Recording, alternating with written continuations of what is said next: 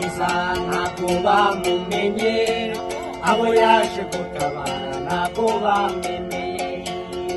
Saa cyenda umwami baratanze, isibo umushyitsi, abari mbone ako kanya barabugurwa, barasangara bati uriya tubande si umuntu nk'abandi, uriya tubande ni umwami w'isi n'ijuru, uriya tubande si umuntu nk'abandi, uriya tubande ni umwami w'isi n'ijuru, Yesu murebe.